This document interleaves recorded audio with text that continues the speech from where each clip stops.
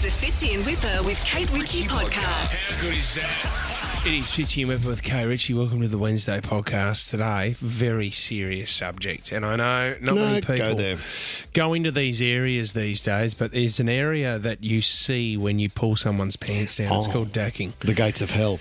Mate, there is an unbelievable Easter egg in a huge movie from 1989. I can't believe this. By one of the biggest directors of all time, James Cameron.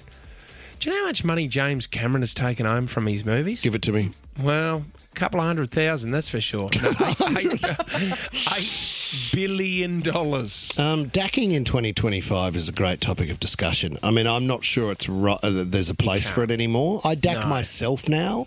Yeah. That seems to go okay. At bus stops, I thought that's a bit full on, yeah. No, that's all right. It's illegal and you can get arrested for it, but this dacking... It's crazy that it got through to the keeper. Okay. And you need to hear more about this, and it's in the podcast. This is the Fitzy and Wippa with Kate Ritchie podcast. If you are struggling to get up today, just think, God, I've had a tough week this week. Think of the week that Pope Leo's had. It's been a big one for... Well, you reckon he's cooked already? You reckon he's exhausted after the first week in the hot box? Oh, mate, I reckon he's waking up in the morning going, have I made the right decision here? Far out. Has he called all his mates, or do you just leave that up to the world news? Have you heard about his childhood home in Chicago? No, I don't know much about Leo. It was up for sale until the guy who owned it found out that Pope Leo lived in it. He was going to sell it for $200,000 a whip, and he's taken it off the market. He said it's worth a bit now. People are just rocking up to the house. My God, it would be. It'd be blessed. And praying in front of it. He also went to a school. What was the local? St Mary of the Assumption Parish. Oh, yeah, in Parramatta. There's people coming. You would think he'd go back to the primary school at some stage, wouldn't you? Yeah. Does the Pope go to America? Yeah. Does the Pope tour? Do they... Yeah, they do. Maddie knows a fair bit about the Pope. He's got mates in the US still. Who's his support actor, Maddie? I don't know, but the Pope does tour. One of the Popes came and toured here in Australia in 1986. How do you know that? Because I do a lot of research. Wow. Yeah. Wow, well done, What did the Pope do? Did the Pope go up the bridge or check out the new IMAX or something? Taronga Zoo? Yeah, I don't know. Went to the MCG, actually. Went to the G. Yeah. He was on the mouse, I think, at Luna Park there for a bit. on the horror ride. How's this story as well, though? Because Conclave, the movie, very popular at the moment. But they're saying 400 years ago, we know that there's a bit of politics where they're choosing a new pope. Yeah. It ended in the decision of a new pope ended in a physical altercation where the cardinals couldn't agree on their choice. During the 1605 conclave, I tell you, that was a doozy that year. Was it? Far out. Really? Man.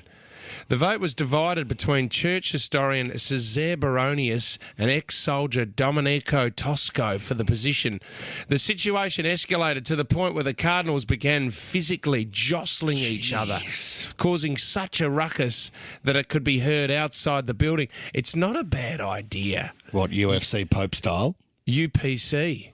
Oh, Ultimate Pope Fighting Championship. Actually, that'd be a good promo. I mean, you could kick it off. Oh, hang on. We've got a big one tonight, Baronius versus Tosco. Who's going to be the next Pope? In the red corner with a cross around his neck, breaking bread and turning water into wine. Baronius, known for his arm locks, up against Tosco. Can he fight back? He's already lost the last two fights. He's looking to the heavens already. There's white smoke coming out of his ears. Joe Rogan at the Vatican just... I don't think we'll see that. I do not think we'll see that. That's going to be Conclave 2, I think. Really? That'll be the next movie, yeah. What a mix-up. Who saw that coming? This is the Fitzy and Wippa with Kate Ritchie podcast. I love a good Easter egg in a movie. This one is an absolute doozy. 1989, the movie The Abyss. I remember this when I was a young kid. Directed by James Cameron, had a huge star in Ed Harris at the time. So it was basically a diving team enlisted to go down looking for lost nuclear submarines, Whip. They faced danger encountering an alien aquatic species. Wow. It took about $90 million on it. Do you know James Cameron has taken box office earnings $8 billion? Jeez. Titanic and Avatar movies. He's a freak. There's an Easter egg in the abyss. I'm going to put it up on the screen for you, and we'll put it up on our socials, everyone, so you get to see this. Whip, what I need you to do is look and commentate. There's a huge tidal wave coming to Earth to take everyone out, and everyone's freaking out on the beach. Okay. I need you to look down the bottom left hand of the screen, Whip, and tell me what you see. Let's go. Okay, so people running, people just starting to see oh my God, it's a huge wave coming. On the left-hand side, there's a guy digging a hole. Wait up. Okay, I'm going to close up here. Watch him. What did I see? I've missed it. I have not seen the Easter egg. The hunt continues. What was the guy doing? You talking about the shovel? So there's extras, obviously. Yep. There's extras down on the beach. Mm-hmm. One extra has dacked another extra and got his shorts and his undies at the same time. Found the egg. And James Cameron, probably the most successful director of all time, has not picked it up. It's gone into the movie. Can you imagine how excited you would have been if you were one of the extras that did that, and you would have thought there's no way it'll make the final cut? We need to track down the two guys that did the dacking in the abyss, because that is one of the greatest dackings of all time. And I know the landscape has changed. We've spoken about this because we've done this before. Now, Chae works on our show, does an amazing job. Chae, we need to know more about this. So what character were you playing in Greece, and what character dacked you? I was playing Roger, who sings Mooning. It's been cut from the movie, but it's in the stage show. Which okay. And he gets his pants pulled down by the T-Birds. So that's in the stage production. So, okay, so it's a planned dacking. It's not planned that your pants will be pulled. I was wearing stunt boxers and a pair of stunt pants that have things down the side, so when you pull them, they would fall and they'd leave your costume underwear, basically. Yeah, sure. The guys panicked because they couldn't find the little pull tabs to pull off the magic pants, and there I am in front of a full audience, and with the python out. Yeah. Yeah. Chae, was there a standing ovation at that moment? When we got to the bows, everybody stood up and was just cheering loud, like louder than they ever had for any other performance that season. Were you tempted at the end when everybody comes out, like what you're saying? What do you call that part?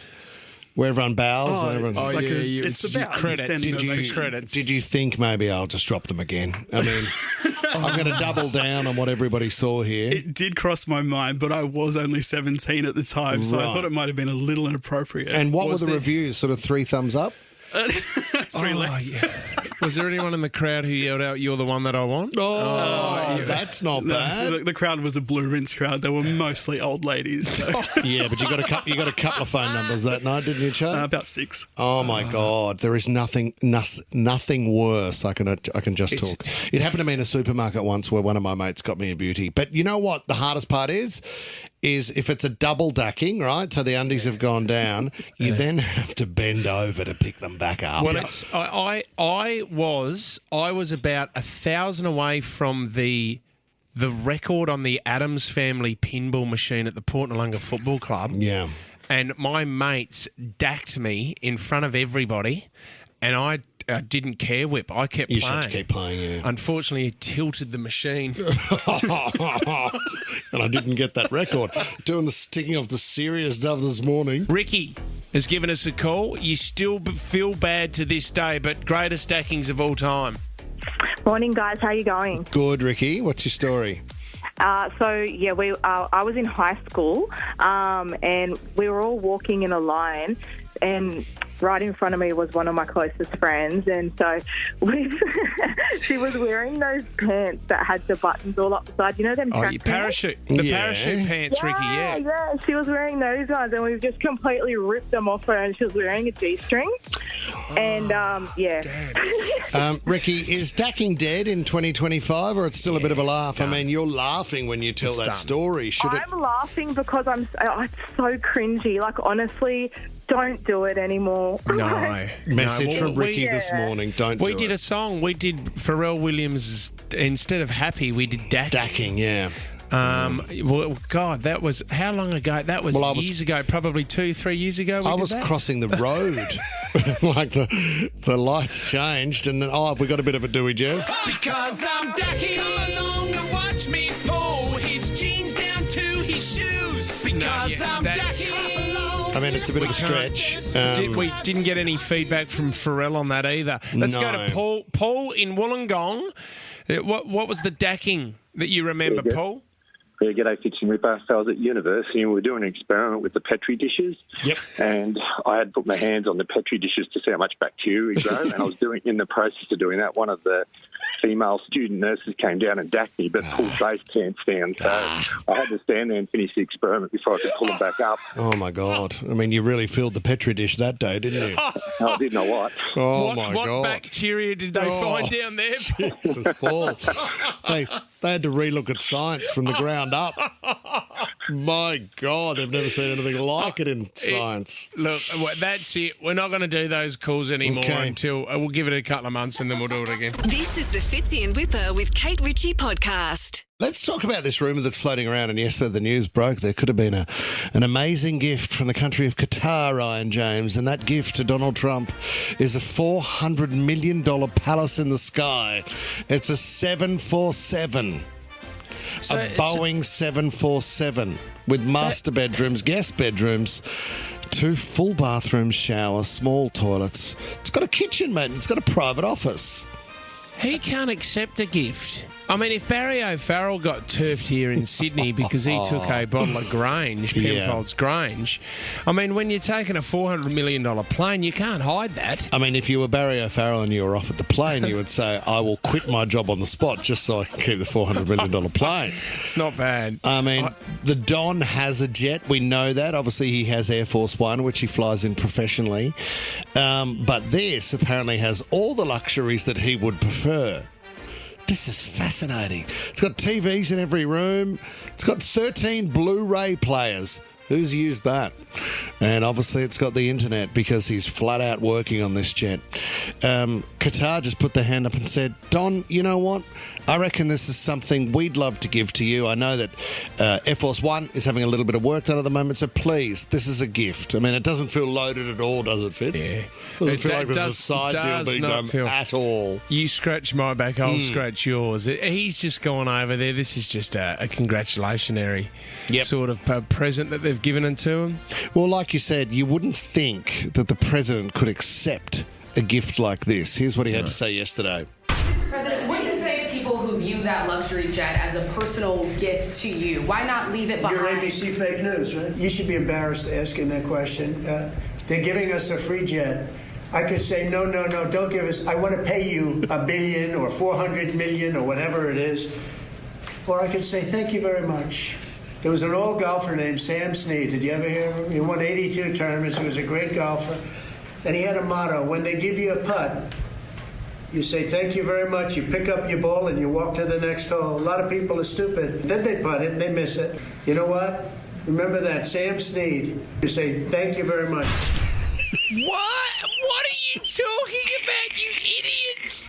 Oh, my God. Well, you take the putt. You pick up your ball and you say, thanks very much, mate. Sam Snead, never forget that. Anytime anybody offers you a 747 as a present, you always take the 747. Do you know, I was a little bit, I mean, I don't have a lot to do with Donald Trump. I'm fascinated by listening to him speak. Yeah.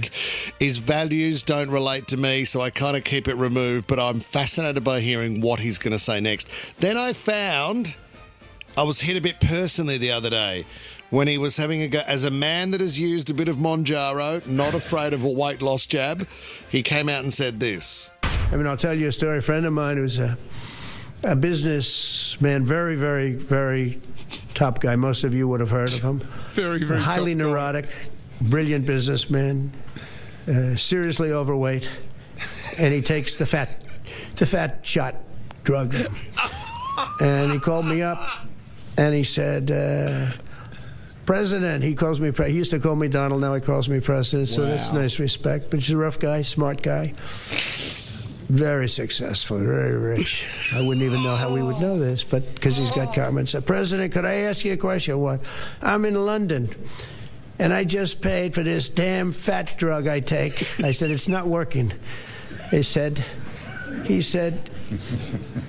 I just paid $88. And in New York, I pay $1,300. What the hell is going on? What the hell is going on, Don? Oh, what a moment. It's fascinating, isn't it? The fat jab. He's on the fat jab. Very, very, very top guy. Very rich, very fat. Imagine the fat guy listening going, I didn't think he was going to say anything. And he's never described. He always tells me I look good. And all of a sudden, I'm the guy that rang him and he's calling his mate. Is it fat. Elon Musk? It wouldn't be. It's not you, is it, Whip, the billionaire taking the fat jab? No, it was not me in New York the other day, Jess. No. Good to know. Okay, we move on, guys. The Fitzy and Wippa with Kate Ritchie podcast. Congratulations to Sussan Ley. She's the first female leader of the Liberal Party in 81 years, in their 81-year history. What do we know about Sussan Ley? Well, she was voted in yesterday. Yes. 4 votes. She only won by 4 votes over Angus Taylor. I would have thought that he would have found a couple of loopholes to get those 4 votes over the lines. He's pretty good at doing that. Okay. But she's won, right? It also caps a remarkable political comeback for Lee. She's 63 years of age because she actually, I did not know this, in 2017, mate, she was forced to resign over a ministerial scandal. Oh, okay. It wasn't that big either. Lee argued.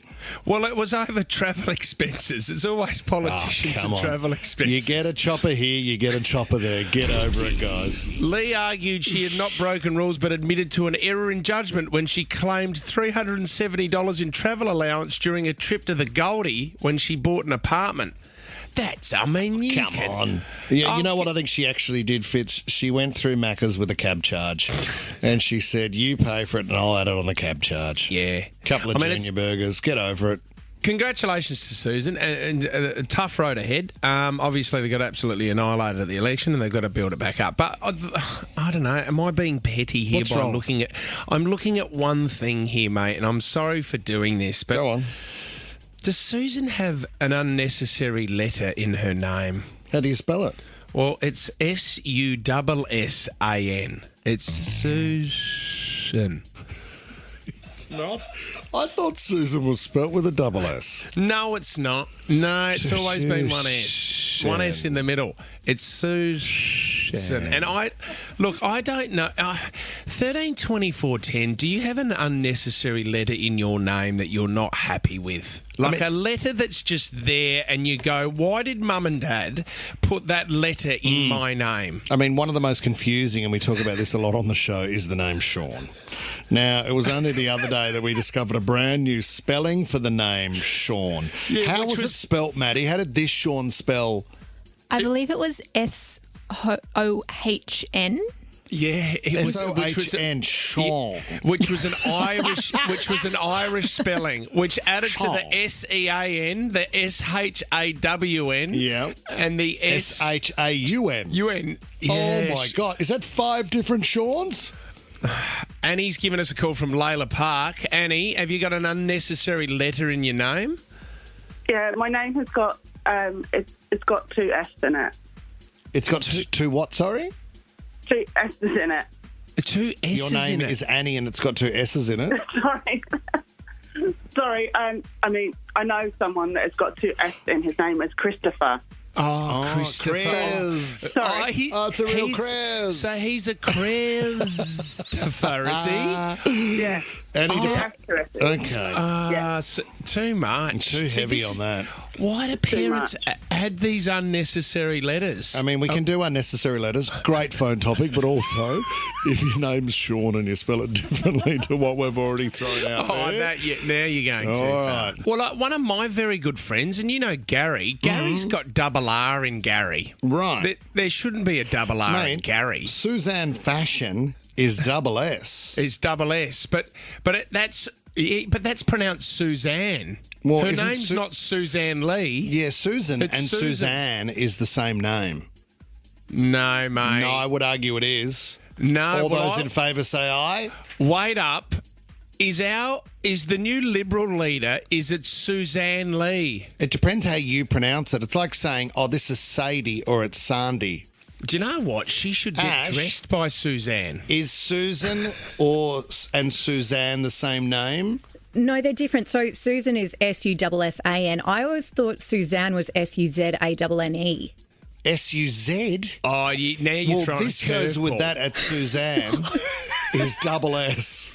Oh, this is crazy. Don't throw a Z in there, mate. You've what thrown it. Get out. Ash, What we get are out. talking about is unnecessary letters in name. Have you got a letter in your name that you're not happy that your parents threw in there? Rachel in Hornsby, what do you got, Rach? Hey guys, no one ever writes down the unnecessary A in my name. Rachel? Oh, Yes. the A to or the A-E-L at the end there. It's always... A-E-L, yeah, or they'll write E-A-L or E-L. Yeah, it is unnecessary. Yep, and if it's Rach, if it's ending with E-double-L-E, it's Rochelle, isn't it? But you've got to have an A in there that means it has no sense at all, Rachel. Yeah, no sense. See, Rachel and Rochelle are the same name. They're just pronounced differently. I wonder if someone has someone legally 13, 24, 10. Have you legally taken a letter out of your name because you hate that letter Just because so it annoys much? you. One letter. You did the paperwork and everything. Melanie in Chipping Norton. Unnecessary letters. What have you got? Another way of spelling Sean. My brother-in-law was S-H-A-U-N-E. S-H-A-U... They've added an E. Oh, my God. Add that to the list. We're going to get these on a T-shirt, Maddie. You don't need the E at the end. That's unnecessary. Okay, here we go. In Liverpool, we've got Laxmithim. Is that correct?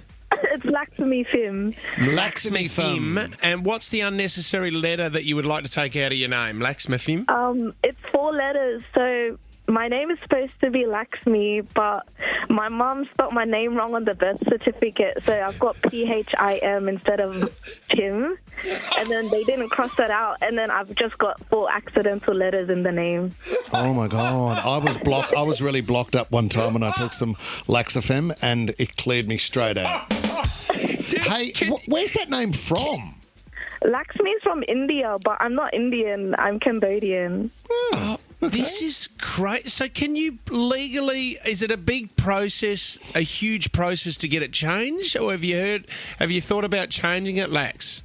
Yes, when I was younger, I really wanted to change it, but then I grew up and then I heard the story and I was like, it's too funny to change. I've got to keep the name. Yeah, it is funny. Just relax. But I'm sorry, how can she accidentally put down 4 extra letters or someone put 4 extra letters in, Lax? Do you know why? Because she didn't know how to spell the name. She didn't know how to spell my last name. Awesome. And it's just Tim Tam. Tim Tam. Okay, Lax Tim Tam.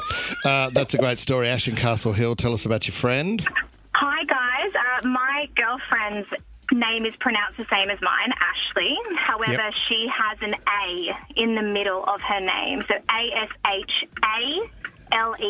Oh, Ashley. Ashley. And her parents, I did ask because I was curious as to how they formulated this fusion. And it was because her dad wanted Ashley and her mum wanted Ali. So they put Ash Ali. Couldn't decide. Couldn't decide. And it sounds like she's got a stutter or there's a speech impediment. Hi, I'm Ashley. Maybe she's Chinese. You do go into you go into an Asian accent there, and it's not very good at all. Let's go to is it Mandasa? It's Mandessa. Oh, Mandessa. Hi, Mandessa. Okay, Good morning, guys. How are you all? Good. Yeah, good. Tell us about your name. Yeah, so legally on my birth certificate, my name is Mandessa, M-A-N-D-E-S-S-A. However, when I moved to Australia from New Zealand, the passport office actually mumbled up my name and spelt it with a single S, so Mandessa. And when I moved to Australia, obviously to get all my documentation, any types of bank cards and that over here, it wasn't the same as on my birth certificate. No. So it was a nightmare, so I had to legally change it. It cost me $230. Oh, to have thanks, it spelt with a Mum. single S. Yeah, thanks to the passport office too. Nelson Mandessa. I can't believe how messy this stuff can get. Oh, get it wrong and it's a disaster. What a nightmare. Like, even producing my health insurance card at the doctor's is a nightmare for me. But to do something like this, Mandessa, and also have to pay money for it. And think about you and I, Fitzy, having to get on these topics and pronounce these names we don't know how to say because Mandessa, Ashley, Laxam, Fim, Melanie, and Rochelle or Rachel, I don't know. You're all in the running for 10K Friday in May. Well done. Oh, and wow. also, congratulations to the new Liberal leader, Sussan Ley, with a double S. This is the Fitzy and Wippa with Kate Ritchie podcast. All right. Get your head around this story. There's a mum who is pregnant and she is heading off for her baby shower weekend, Ryan James. She's got the girls together and they're jetting out of town, off to the Gold Coast maybe, for some shenanigans before she comes back and has a baby. Jumps in the Uber heading to the airport, realises she's left her purse at home. So 10 minutes into the car trip, decides to turn the taxi around and make her way home to pick up her wallet that she forgot. That's when she realised she probably left it in her bedroom. Raced it in the door because the cab was running out the front. And into the bedroom she went, where she found her husband with another woman. Ah, damn it. The other woman was her mum. What? Oh, no. That is not a family situation that you want to have. Mum. Happy Mother's Day, too, for Sunday to all the mums out there. Do you want me to thicken this up with some whipped cream here? What? This has been going on for 22 years. 22 so mum years? Is still with her dad. So dad's had to be told what's played out here. This is where it gets complicated. She has 2 younger brothers. So she's in her 40s, but she has 2 younger brothers. And she's always thought that her younger brothers look like her husband. What? So who is the father of the children? That's very convoluted. It's confusing. It's I confusing. Don't know. Just put this in your mind. Mum's been getting it on with daughter's husband long enough that she could have had 2 kids that she thought was her brother. Wouldn't you? Okay. So there's how do you unpack that? There's no incest there, is there? Because he's not blood. There's no incest as it plays out, but it's certainly close-knit family work. I mean, it doesn't get more cuddly than that. For 22 years. Yeah. I mean, that would be like your dad, Mick, having an affair with BJ. Now, I could imagine that. I'm imagining that now. I'm just going to have a stiff drink and a cigarette as well at the same time. So I'm imagining BJ and Mick, and then BJ has a couple of kids, and you guys think it's yours, but it's actually Mick's. Oh, God. This is crazy. Picture that. But see, how old's the mum now? Mum's in her 60s. And he's in his 40s as well. Yeah. I can understand when he was 20, maybe she was 40, but would you keep the keep the cheating going for 22 years? I mean, he must be an absolute stallion, you would assume. I don't even want to think about that, mate. I mean, it's an awkward one at Christmas time as we gather together. And, okay, what a year. Has anyone got anything to share? Well, you've shared enough, haven't you? You've shared everything, and so have you. I walked in on you two, sharing everything. Very openly. This is the Fitzy and Wippa with Kate Ritchie podcast. Could never be a chef. Like, just the pressure cooker situation in the kitchen, like it's too full on. Sweat. And then you make the food, you can't eat it. Oh, Terrible idea. It's crazy. And if you've ever seen the series The Bear, one of the greatest of all time, I'm just like, nah, that's not for me. But you know what? When you become a successful chef, I think the next thing, to make more money, you've got to become a celebrity chef. Okay. So then you go onto a TV show. I've always wondered, the hard thing is, and this is why Jamie Oliver is so good at it, because the conversation that he has with his fans in between. So there's a lot of preparation that goes on, with putting a recipe together. So when you are boiling up the pasta, you need to come up with a story whip. You need to be... filler. Yeah, it's like cricket commentary, isn't it? The filler would be really, really hard. And if you're not working off anyone else, you're basically talking to yourself. It's the talk back of celebrity chefs, isn't it, when you've got a show to yourself? Yeah, it is. There's a show called Henry's Kitchen, and Henry was cooking some pasta. But he must have had a story ready to go while the pasta was cooking, because, I mean, what do you talk about? Let's have a listen. We're just going to take our pasta and put it in the pot. What we're going to do is if you just wait 5 seconds, it's going to soften. Sometimes you got to help it along a little bit, and you always want to keep track of which side was sticking out, because at the end we're going to compensate.